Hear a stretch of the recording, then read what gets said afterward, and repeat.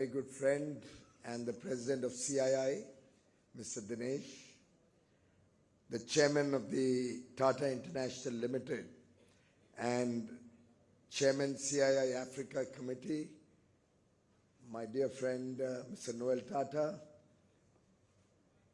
the pillar of CII and somebody who makes all of us in India proud for his contributions to not only Indian industry but strengthening our bonds of friendship across the world, the very eminent Mr. Chandrajit Banerjee,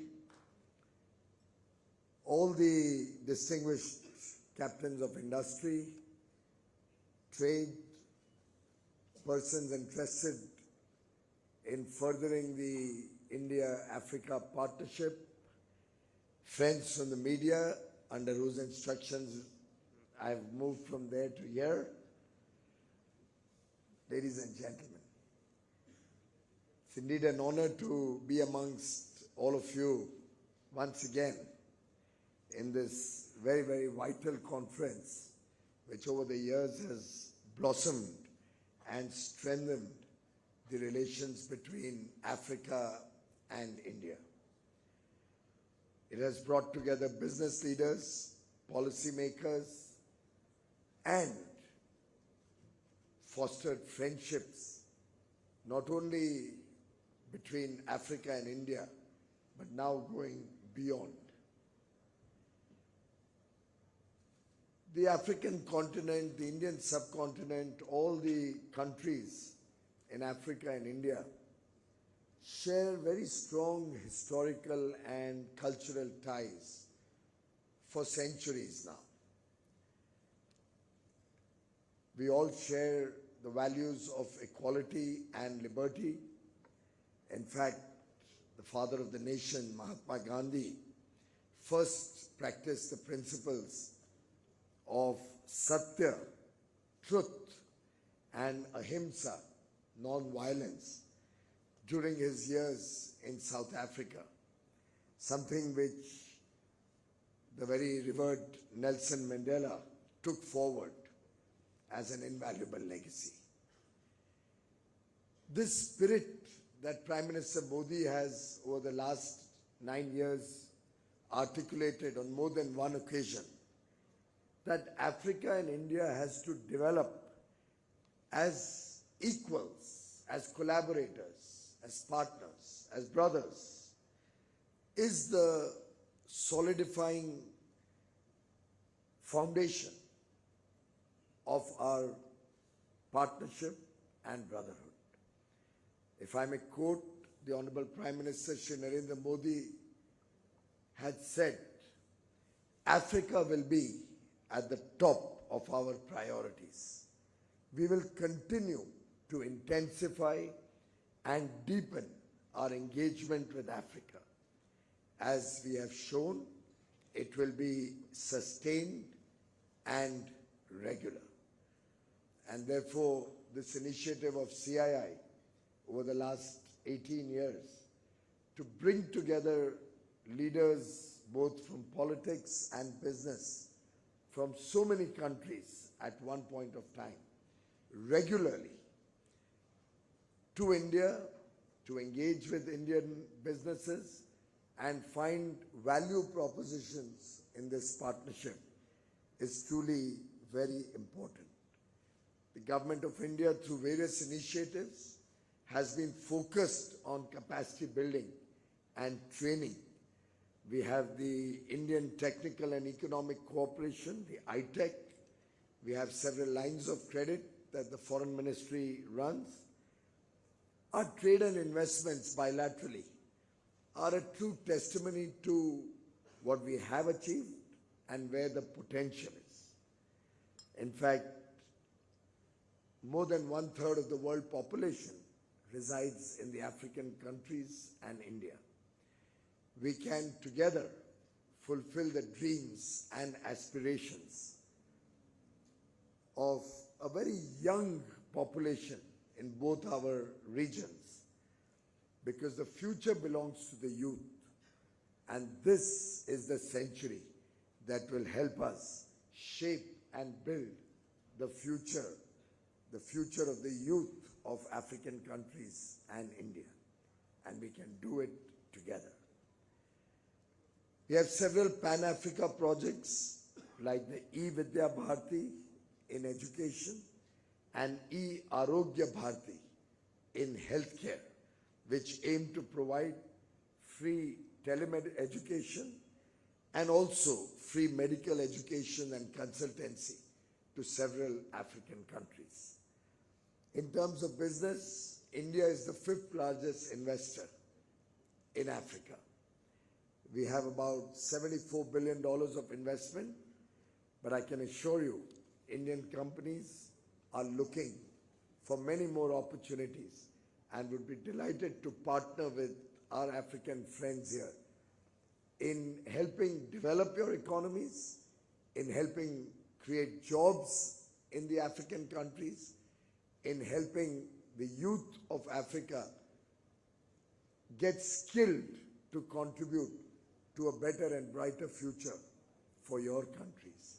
In fact, I was looking at the very large list of sponsors of this program. This also is a testimony to the interest that Indian businesses have in this very beautiful relationship between African countries and India. Our bilateral trade has been growing well, about 9-10% growth last year. We are roughly at about $100 billion today, and it's equally balanced. May not be country-wise, but in terms of the entire African Union, our imports and exports are roughly balanced at $51 billion of exports from India and about $47 billion of imports from Africa. But certainly, we've not even reached anywhere near our true potential. We have kept a very modest target of $200 billion by 2030. Chandrajit seems to be worried, and rightly so. 200 is not something, Chandrajit, that really reflects the strength of 54 countries in Africa and India. Each one of us, all of us collectively sporting nearly 3 billion people. Both of us having the advantage of the demographic dividend, young population, aspirational, looking for a better quality of life, looking for all the good things that they see on their internet or on their television screen today that other parts of the world are enjoying. And therefore, I do believe that while I'm very delighted that you've come up with this India-Africa trade report to scale the $200 billion peak, I would also urge friends both from the political, the diplomatic and the economic world to relook at where the potential is. We must have a look at what are the products that India imports from other parts of the world and see whether our African brothers and sisters can help us source that from Africa. We must examine what are the areas of imports of our African friends from other parts of the world and whether Indian companies can help them at lower costs, at more affordable prices to get goods of very high quality. I think a deep dive into this potential is called for, and I would urge a small group of subject experts, a small group of persons interested in developing this partnership further. Maybe some of the ambassadors of the African countries who are looking to expand trade with India could also become a part of a small working group that can literally look country by country and help identify opportunities for scaling greater heights in our relationship and helping create opportunities for people of both the regions.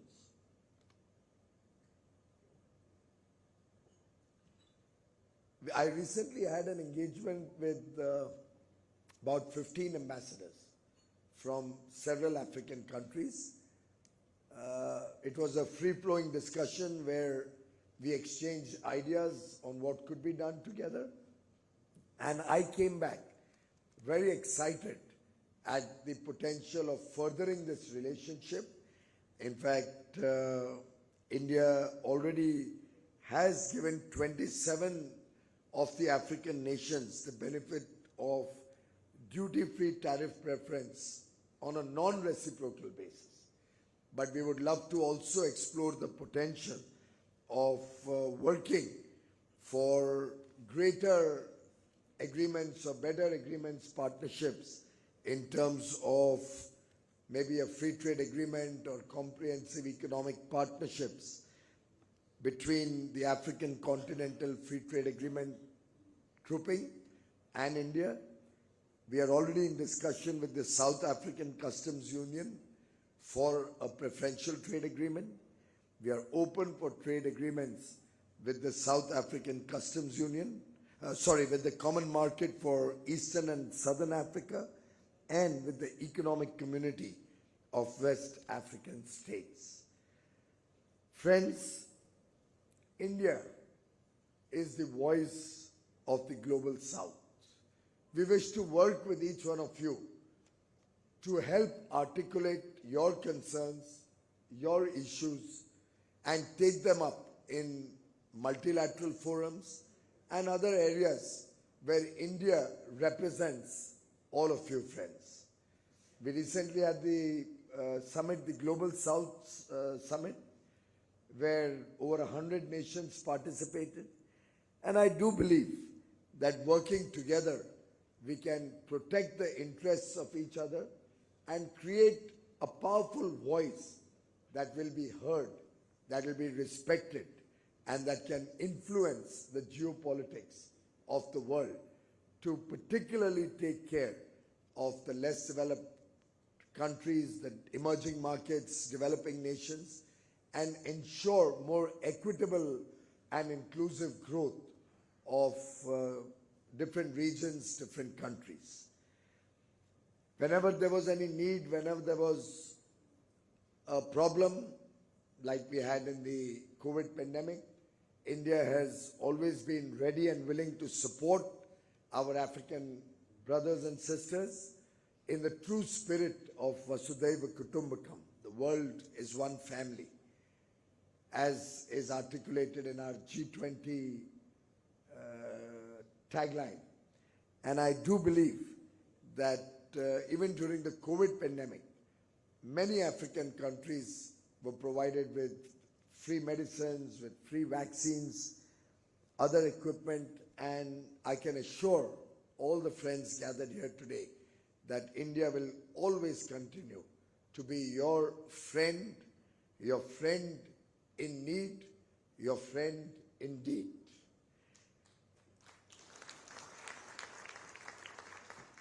In fact, there's another area of potential collaboration between Africa and India.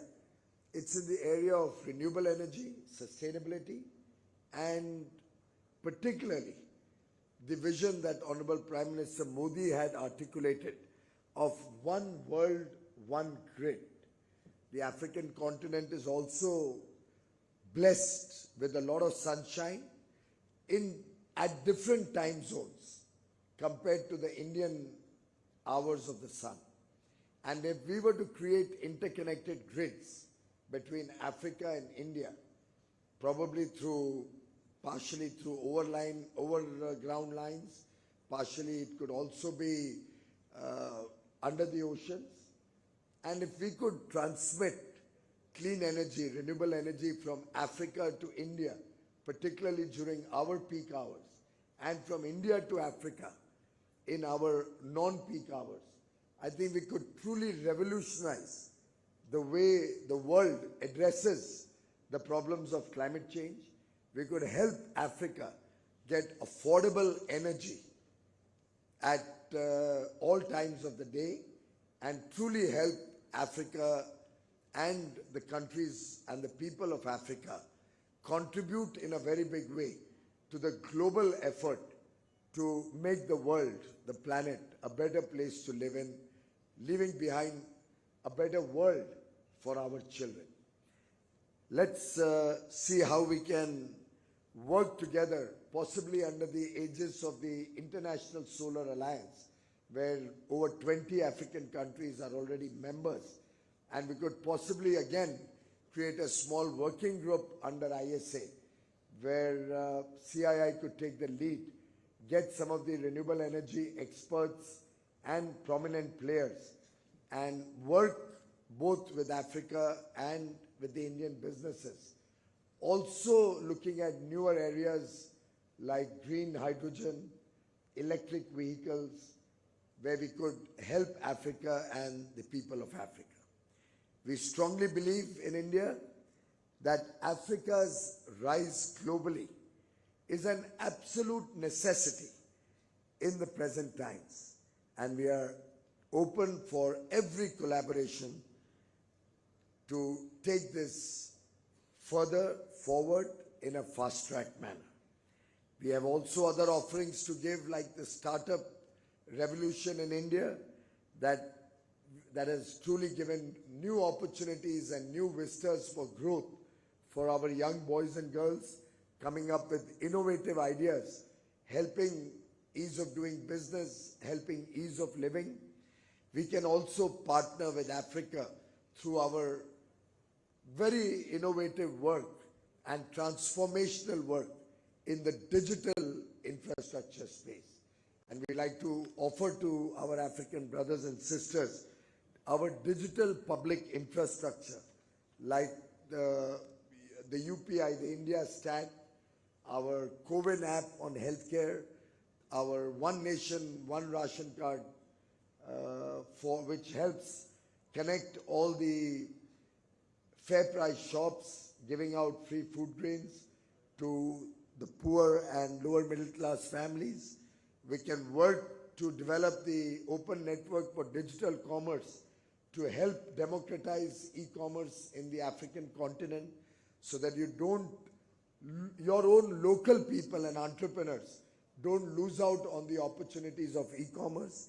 Your small retailers, the mom and pop stores, don't get wiped out, but actually can become an integrated part of taking e-commerce to every citizen of the African countries. So much we can do, my friends, together, working as knowledge partners, playing a transformative role in educating, skilling, training the people of Africa. Our IITs, our IIMs could also be considered for setting up campuses in Africa. Some of our very eminent private universities and colleges would also be happy to support any initiative with the support of local African companies. Sky is the limit. I mean, since Dinesh is here, I can say in terms of logistics, India can also help you both on the technological end, developing better port infrastructure and domestic railway lines, highways. And I can assure you, India is one country which doesn't at any point of time then come and take over your railway lines or take over your ports or take over your electricity transmission systems. We work as brothers, we work as friends. And India has never in its history had an expansionist attitude or an approach to go and capture other territories or capture other economies. Friends, let's work together to build more diverse, robust, and resilient supply chains and help each other in expanding this relationship. Let's redefine the parameters of our engagement. Let's explore new sectors for cooperation. We, of course, are cooperating on food security, on manufacturing, we can work now on research and development in a bigger way, going beyond tourism, which has traditionally kept us connected. And let's see how we can help African countries also become a part of the global sustainability revolution. We would like to renew our commitment to our brothers and sisters of the African countries to deepen trade, knowledge and technology transfer. Friends, let's re-energize our relationship. Let's remove every barrier, whether to trade or in the mind. Let's change the mindset of the people of Africa and India so that we can encourage greater cooperation, greater collaboration. There's no harm if we also compete in certain areas. Competition is in fact good. It helps create more efficiencies. But I see huge potential for cooperation and collaboration. As the very revered Mr. Nelson Mandela had said, after climbing a great hill, one only finds that there are many more hills to climb. I think this CII initiative is a great progressive movement which only shows us that there's so much more potential going forward. Let's continue to nurture this relationship. Let's all of us come together. Let's all of us work together. Let's all of us grow together for a better and prosperous Africa, for a better and prosperous India. Thank you very much, friends.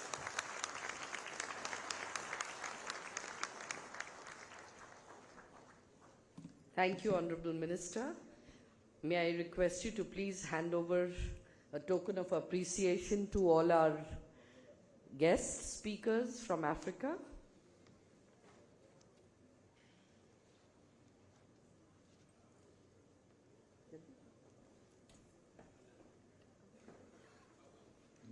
These are by name, so it is the Republic of Malawi. May I request all the ministers from Africa sitting in the audience to please come up on the dais as well. Mr. Minister from Eswatini, Minister from Gabonese Republic,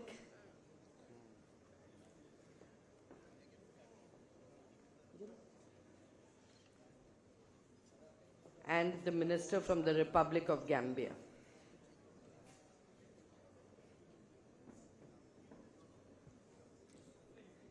I'd like to request Mr. Noel Tata to kindly hand over a plaque to our Honorable Minister, Mr. Goel.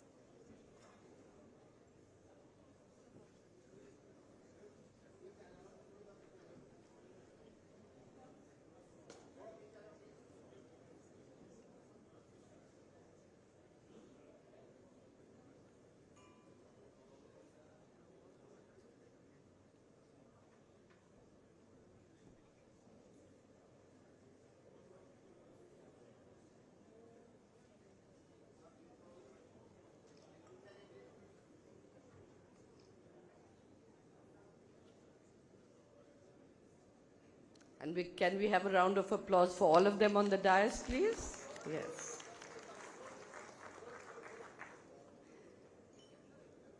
And with that, we come to a close of this session. I'd like to invite all of you to join us for lunch in the Rajya Rani Bagh. And our 2 o'clock session may be delayed to 2:15, but please reconvene for that at 2:15 sharp. Thank you.